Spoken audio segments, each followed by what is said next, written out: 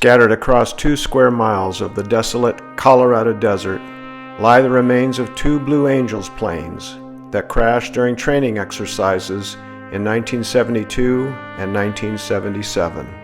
I'm Bill Berry, and welcome to my desert adventures.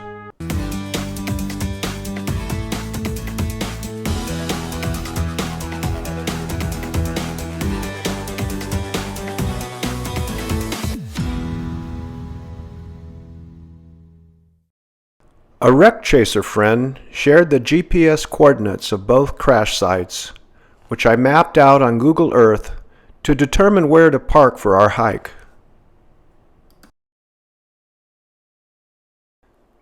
The first location my friend Pat Malone and I visited was where Lieutenant Nile Craft crashed his A4 Skyhawk. It was February 22, 1977. At the time, Nile was conducting high-speed ground-level maneuvers when an error resulted in the fatal accident.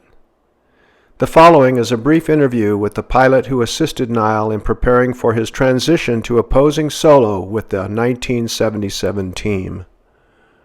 As I got out of the jet, the boss, Casey Jones, was there to meet me, and he was still in his flight suit, which was extremely odd. Of course, I got down out of the aircraft, and he said that Nile was killed that day. And of course, the first thing going through my mind was, well, what did I say? What didn't I say? What could I have done, to perhaps prevent this? Pat and I spent the next 30 minutes at the site to honor Nile, who died at age 29 after a brief solo training period.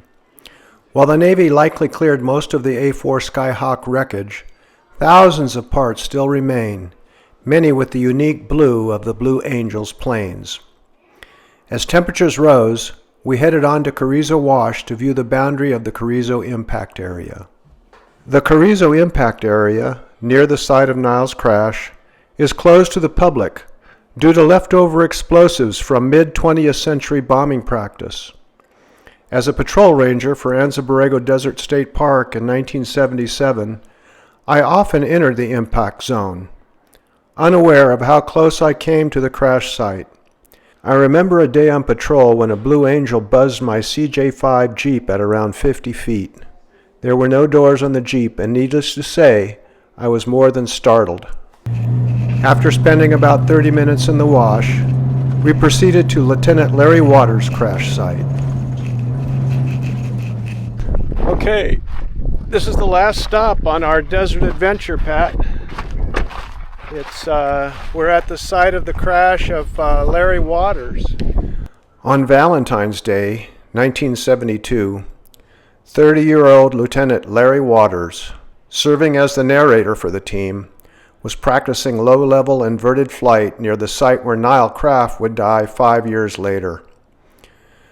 A minor adjustment went catastrophically wrong, causing his Blue Angel F4 Phantom to crash at about 700 miles per hour.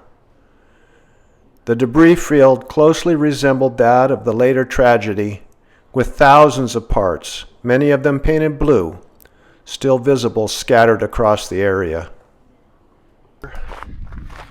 Well, just like Nile's crash, these parts are spread all over the place. Here's some nice large pieces of the side of the plane, which shows that it was a Blue Angel.